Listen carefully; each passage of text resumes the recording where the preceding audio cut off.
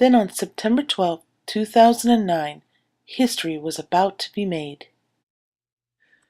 This time-lapse video shows as many as 1 million people flooded Washington, D.C.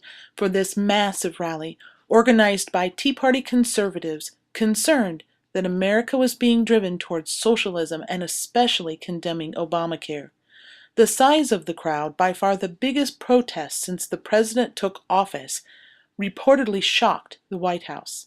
Demonstrators massed outside of Capitol Hill after marching down Pennsylvania Avenue and waving signs and chanting, "Can you hear us now?" Can you hear us now? Can you hear us now? Americans from all walks of life, from all 50 states, came to Washington, D.C. They came for one purpose: to make their voices heard. They came to disagree, to dissent, to oppose their government's policies or practices. This has been called the highest form of patriotism. Whose broad stripes and bright stars through the perilous fight, o'er the ramparts we watched, were so gallantly streaming, and the rockets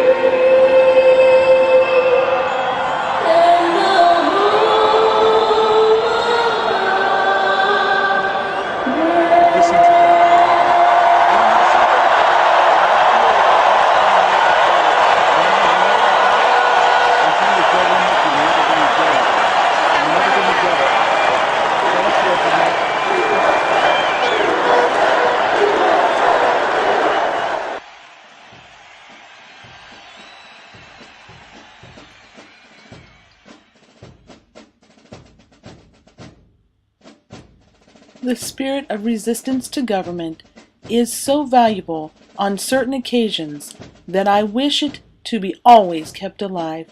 Thomas Jefferson.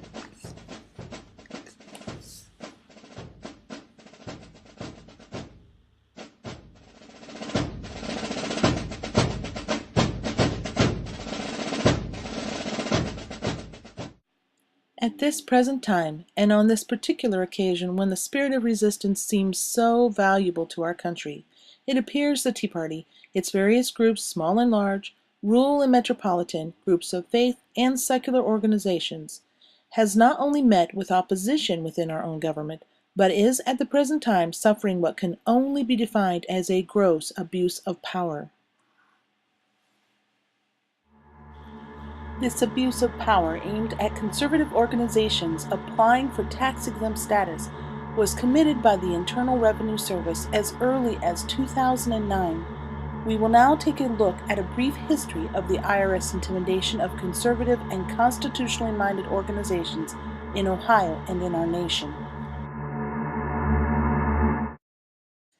In January of 2012, Tea Party organizations in Ohio, who had been waiting for 1 to 3 years for a reply from the IRS regarding their tax-exempt status, got quite a surprise.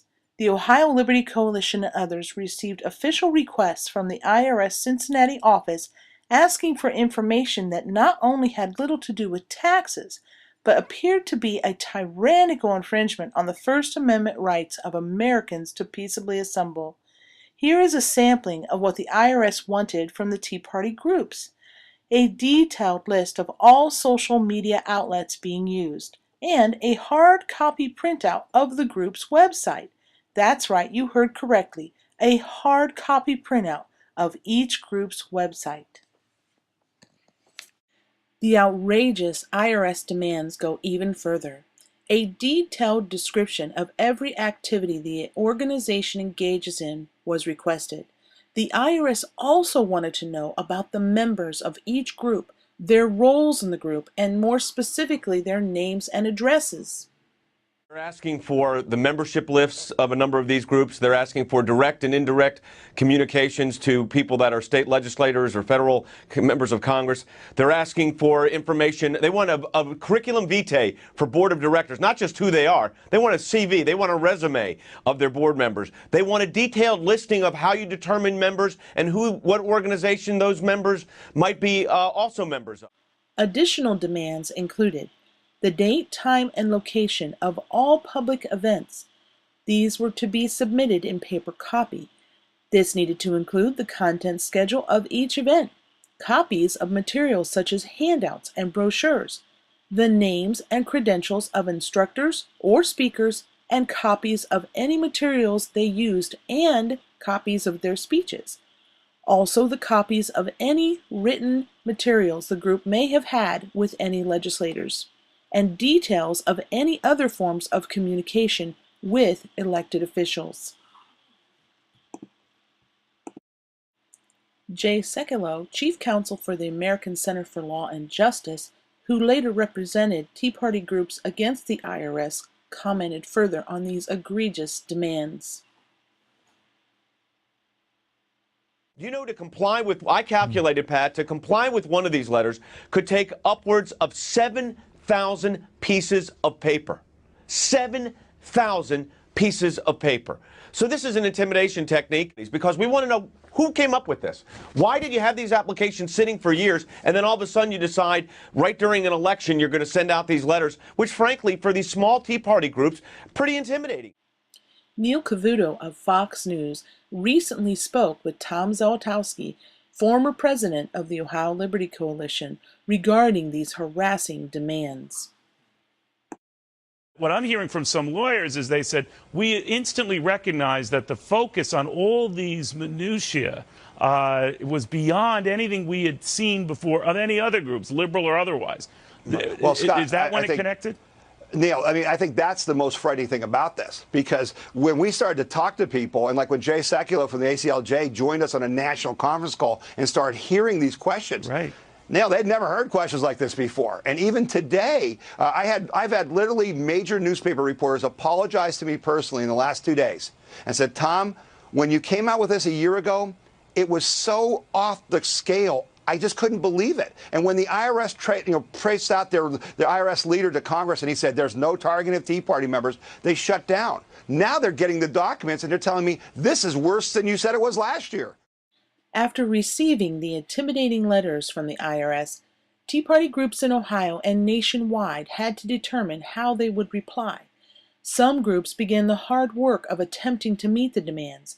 Some smaller groups ceased their efforts and folded. However, for many, the demands crossed a constitutional line. One courageous Tea Party leader, Marion Bauer from the Fremont Tea Party, came up with a creative response when the IRS demanded a list of all books they had read in their book club and a book report on each of them. Mrs. Bauer chose instead to box up all of the books they had read and send them to the IRS with a note that simply stated, "Read them yourself."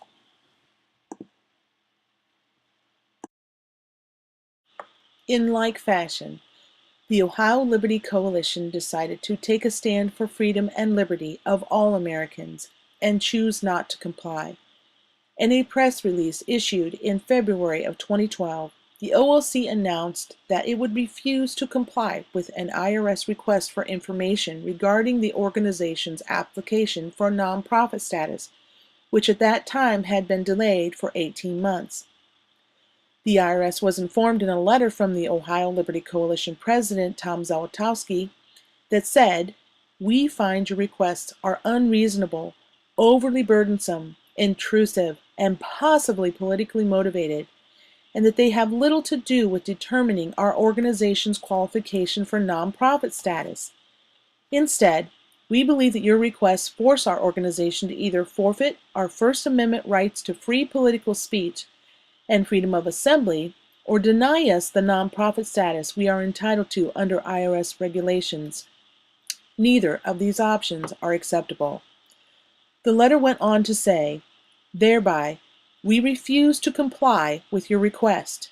We have asked our congressional representatives to investigate your actions and intentions, and we are exploring every legal means available to defend our rights. We answered all pertinent questions about our organization in our detailed original 1024 application in June of 2010, and see no reason why nonprofit status should not be granted. We hereby request that our organization be granted our nonprofit status on the basis of the application without further delay. Zalotowski closed by saying, I defy any American to read this list of demands by the IRS and not be outraged.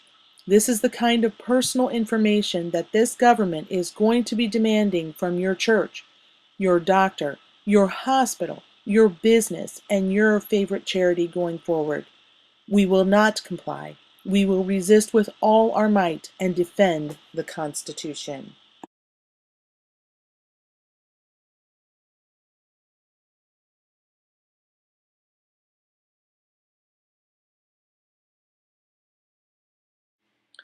The goal of the OLC press release was to hopefully awaken fellow Ohioans and Americans nationwide to the threat of their liberties and constitutional rights.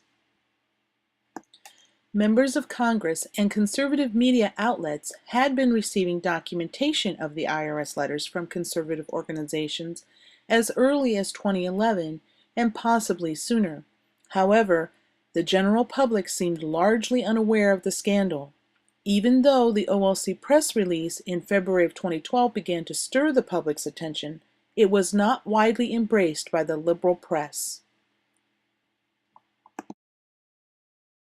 And when IRS Commissioner Douglas Shulman came before Congress in March of 2012 and under oath stated, there is absolutely no targeting of groups based on their political views, the public's concern and fervor on the matter began to fade.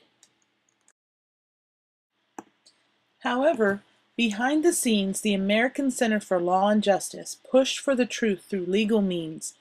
In addition, Tea Party organizations and leaders posted the IRS letters on their websites and continued to talk with the public about the intimidation at their meetings. Finally, on May 10th of 2013, Lois G. Lerner, in charge of overseeing tax-exempt organizations at the IRS, admits to the IRS using terms such as Tea Party and Patriot to inappropriately target conservative groups. Lerner then apologizes on behalf of the IRS. At that time, it is reported that President Barack Obama is said to have heard of the matter for the very first time.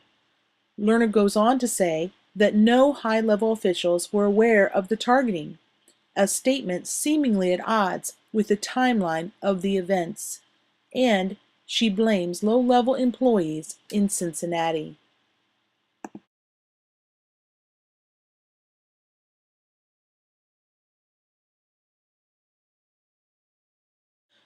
The following day, the Ohio Liberty Coalition posted 5 important questions regarding Lerner's statement. The Tea Party movement hopes all Americans will carefully consider these questions as we search for truth in this matter and investigate where the orders for the IRS targeting came from. Question number 1. If the IRS was looking for groups with the word Tea Party and Patriot in their names, why then did they target the Ohio Liberty Coalition, Kentucky 912, and 1851 Center for Constitutional Law, and many others without those words in their names?